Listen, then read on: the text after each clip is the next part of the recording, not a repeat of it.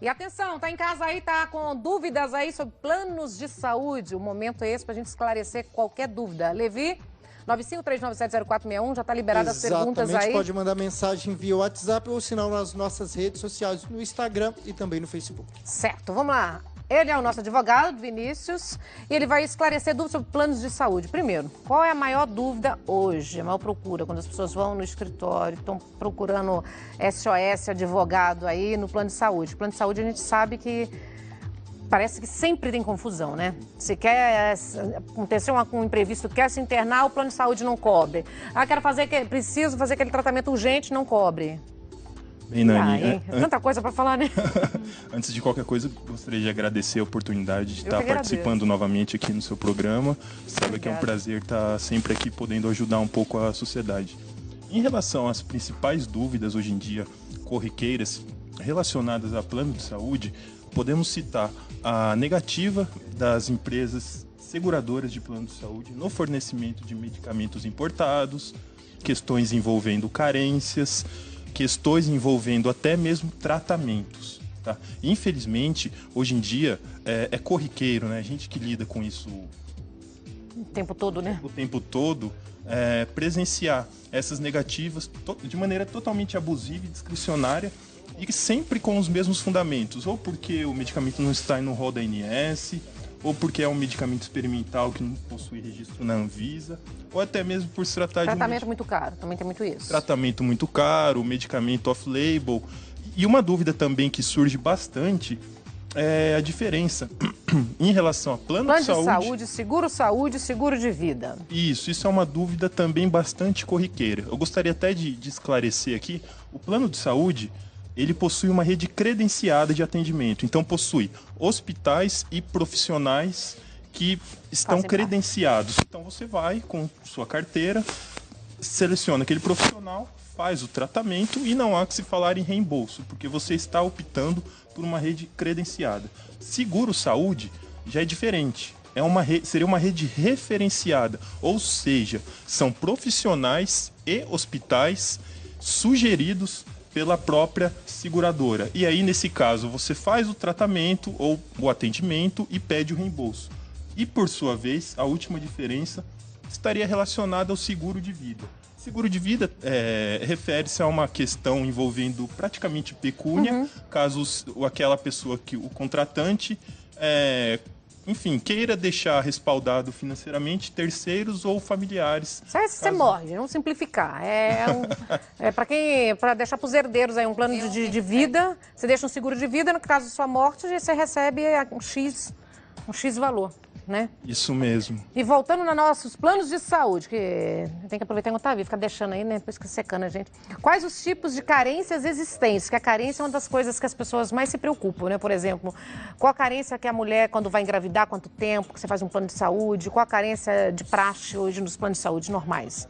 Então, para que as pessoas possam entender inicialmente a carência, é importante esclarecer os tipos de contrato. Tá? Hoje em dia, praticamente no mercado, existem 3 tipos de contrato. O contrato individual ou familiar e os contratos coletivos, divididos em empresarial e contrato por adesão. Por que eu estou fazendo essa distinção desses 3 tipos de contrato? Porque os períodos de carência são distintos nesses 3 tipos de contrato. Então, por exemplo, se é um contrato individual ou familiar, existem as seguintes carências. Carências de 24 horas da data da contratação, caso ocorra algo urgente ou de emergência. Que numa emergência sempre é obrigatório ter que ser socorrido, né? Tem, mas tem que respeitar esse prazo de 24 horas. 24 horas. É muito pé frio também, né, coitado? Faz um plano de saúde menos de 24 horas precisar, né, amiga? Deus me perdoe. Mas isso acontece, né? Acontece, e aí a emergência estaria relacionada a um risco de vida do próprio segurado e a emergência algum acidente pessoal. Então esse é o primeiro tipo de carência, 24 horas. 24. Segundo tipo de carência, 24 meses. Em que casos? Doenças ou lesões pré-existentes. Você pode trocar o plano de saúde hoje, então, para um outro já tendo tido alguma doença que já é pré-existente? Pode, mas se tem que informar? Você tem que informar, Sim. você pode e você... Você paga muito mais caro? Será? Então, existe a possibilidade, e a gente chama de agravo na prática. Por exemplo, isso aí está relacionado, já que você falou uma doença ou uma lesão pré-existente grave, um tratamento de câncer. A pessoa tem um câncer. Ela pode, a empresa pode negar aquela contratação? A princípio, não. Isso é totalmente questionável, porque ninguém pode negar caso ele queira contratar. O que acontece? Os valores. Os valores e o prazo. Como é uma doença pré-existente ou uma lesão pré-existente, aí tem que esperar o período de 24 meses. Nossa, aí não dá. Muito tempo. Na necessidade é inviável, né? É inviável e tem uma questão interessante até em relação a essa pré-existência. Né? Eu havia dito no outro programa já que o próprio segurado, aquele que tem intenção de contratar, ele preenche como se fosse um atestado informando e subentende-se a boa-fé dele.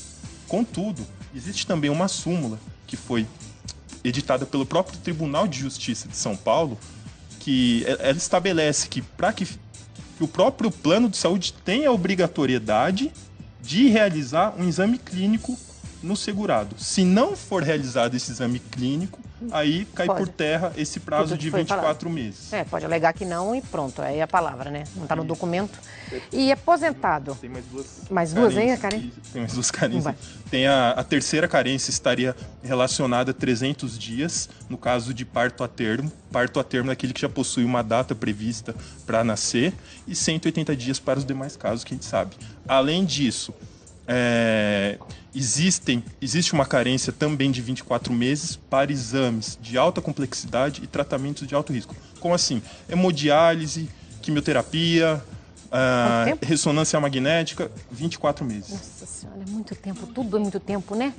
E o caso do aposentado aqui ou demitido por justa causa, perde o plano de saúde? O aposentado ou o demitido sem justa causa, existem duas diferenciações. O aposentado... Com justa causa e sem justa causa, aposentado. Não, independente se for... Aí seria só sem justa causa, porque se for com justa causa, geralmente ele... Perde o direito. Em tese, perde. O aposentado, caso ele tenha permanecido na empresa durante mais de 10 anos, ele tem o direito de ainda permanecer naquela empresa... Pagando o plano. Pagando o plano de maneira normal, desde que...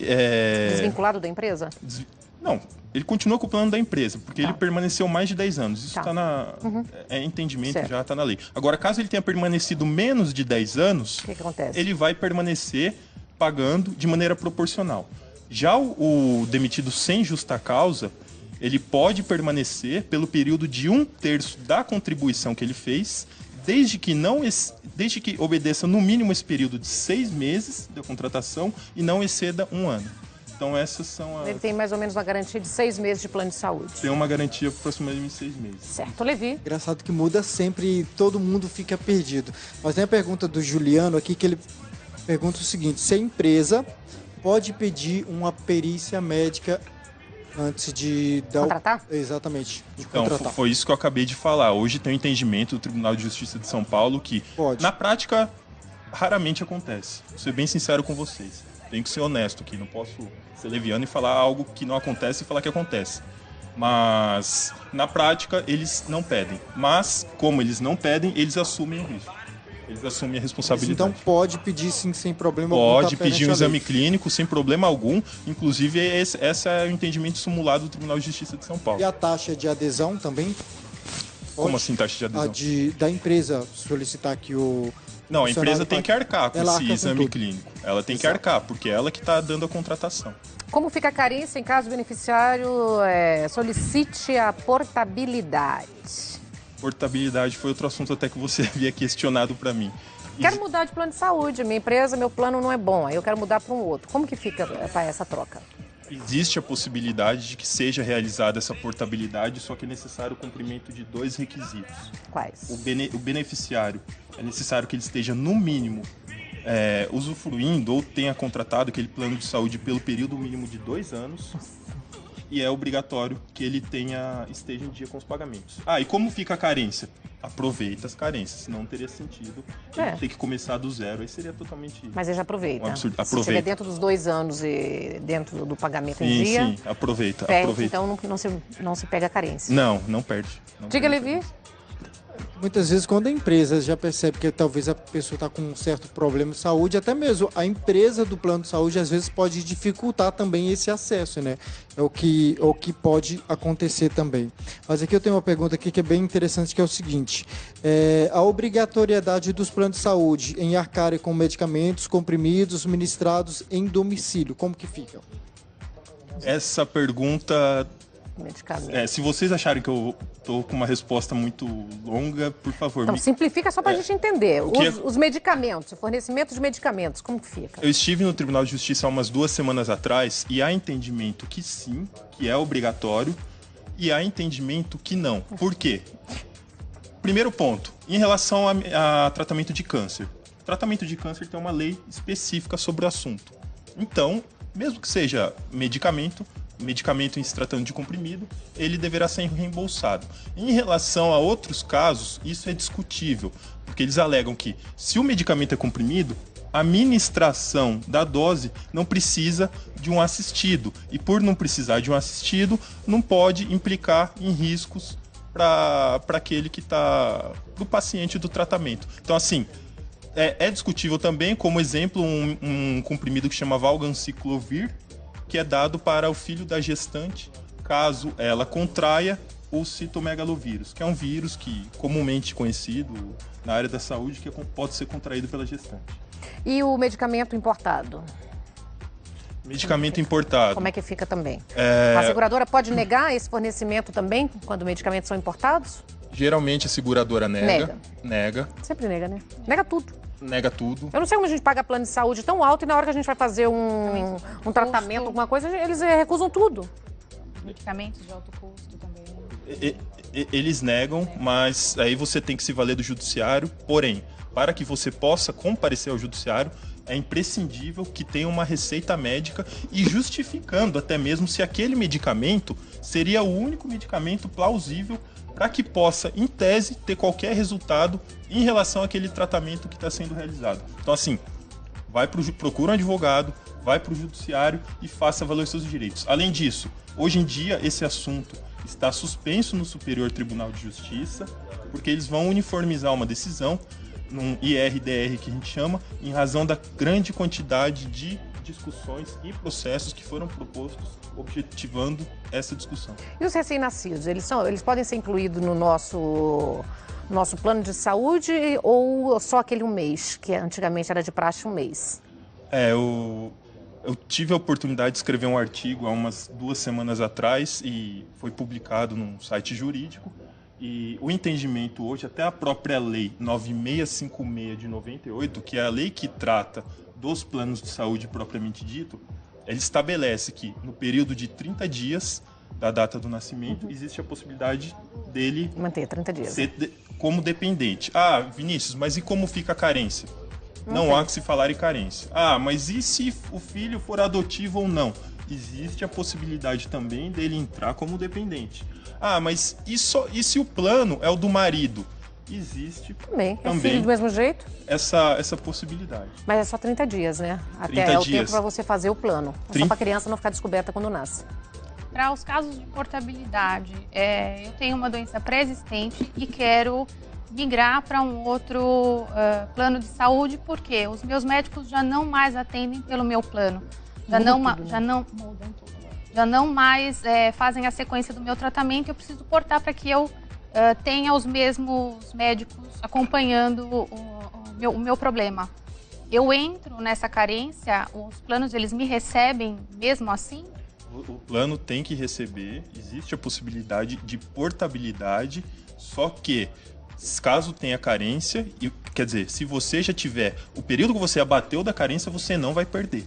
Não tem como começar do zero. Isso aí seria uma prática... 10 anos de plano, por exemplo. Não pode. Já tem que fazer essa portabilidade. Existe a possibilidade, mas desde que atendidos os requisitos. Nesse caso, tem o requisito dos 2 anos e tem o requisito em relação ao pagamento em dia. Não pode ser negado.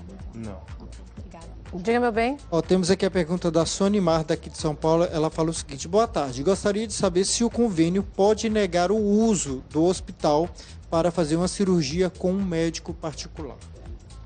Como que fica essa questão? Essa pergunta, o hospital precisa, primeiro, Ele está dentro, ser conveniado. Se ele não for conveniado... Se não for conveniado, ela vai ter que pagar. É. É isso que eu até conversei no último programa. As pessoas confundem até práticas abusivas ou questões abusivas inseridas no próprio contrato. Regulamento, né? Com regulamento, com...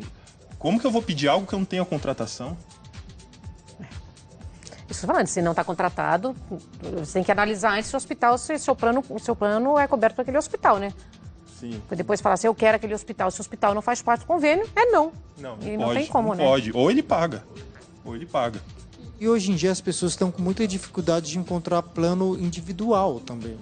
Hoje em dia, A maioria eles tentam ou empresarial ou familiar. Então, quem quer uma pessoa sozinha ter um plano de saúde, às quase vezes inviável, é difícil. eles quase hoje não vendem.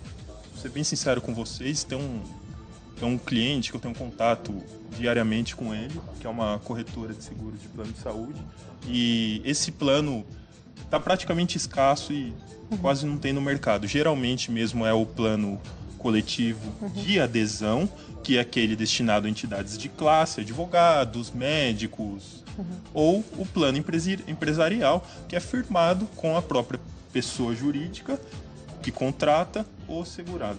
A seguradora, desculpa. Doutor Vinícius Jalagias, obrigada mais uma vez. Você pode deixar as redes sociais para as pessoas que estão em casa entrar, porque nós esclarecemos muitas dúvidas, né? Claro, caso queiram entrar em contato via WhatsApp, o DDD é 11 941 12 22 23 e o meu Instagram é Vinjalagias. Só isso. Obrigada, viu? Obrigado você, Bom Nani, te é um ter aqui prazer. sempre, viu? Que isso, Volte obrigado. sempre. Obrigado, né? Nós vamos para um rápido intervalo comercial e a gente volta já já com Roda de Mulheres. Hoje promete, hein, Levi?